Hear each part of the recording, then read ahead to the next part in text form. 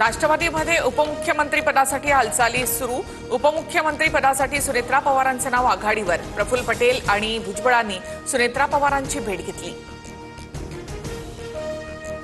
राष्ट्रवादीच्या राष्ट्रीय कार्यकारिणीची लवकरच बैठक होण्याची शक्यता।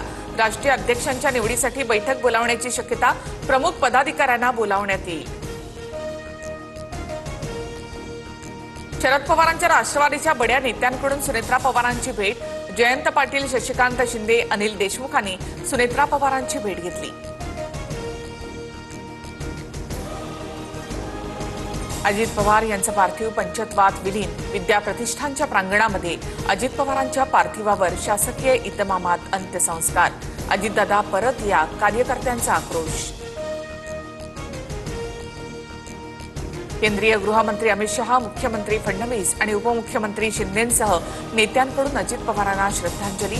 दादांना निरोप देण्यासाठी लाखोंचा जनसमुदाय लोटला। अजूनही विश्वास बसत नाही। अजित पवारांना लोकसभेत श्रद्धांजली वाहिलेला फोटो सुप्रिया सुळे यांनी स्टेटसला ठेवला। कधीही वेळ न चुकवणारे दादा, यावेळी तुम्ही वेळ चुकवली। निष्ठुर नियतीपुढे आपलं काही चालत नाही। अजित पवारांबाबतच्या भावना फडणवीसांकडून लेखातून व्यक्त। हा निव्वळ अपघात, यामध्ये राजकारण नाही। अजित पवारांच्या मृत्यूवर शरद पवारांची पहिली प्रतिक्रिया। महाराष्ट्राचं झालेलं नुकसान कधीही भरून निघणार नाही। शरद पवारांकडून शोक व्यक्त। भाजपने अजितदादांवर केलेले 70,000 कोटींचे आरोप मागे घ्यावेत, हीच अजित पवार यांना खरी श्रद्धांजली ठरेल। संजय राऊतांचे ट्विट। उद्धव ठाकरेंकडून बारामतीमध्ये पवार कुटुंबांची भेट।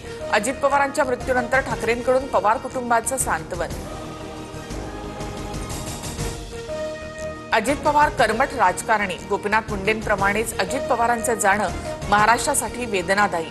हर्षवर्धन सपकाळांची प्रतिक्रिया। अजित पवारांच्या विमान अपघाताचा AIIB कडून तपास सुरू।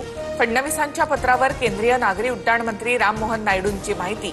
फॉरेन्सिक टीमकडून विमानाचा ब्लॅक बॉक्स ताब्यात। पायलटने अपघातापूर्वी इमर्जन्सी मेडे कॉल दिला होता। पायलटने परिस्थिती बघून सर्व निर्णय घेतल्याचं दिसून येतं। एव्हिएशन एक्सपर्ट विशाल बांगरे यांची प्रतिक्रिया। अजित पवारांच्या निधनानंतर राज्यभरामध्ये ठिकठिकाणी बंदची हाक। बंद पाळत व्यापारी आणि शेतकऱ्यांकडून अजित पवारांना आदरांजली। माकप आणि किसान महासभेचं आंदोलन स्थगित। नाशिकच्या जिल्हाधिकाऱ्यांची भेट घेतल्यानंतर निर्णय। 3 महिन्यात मागण्या पूर्ण करण्याचं आश्वासन।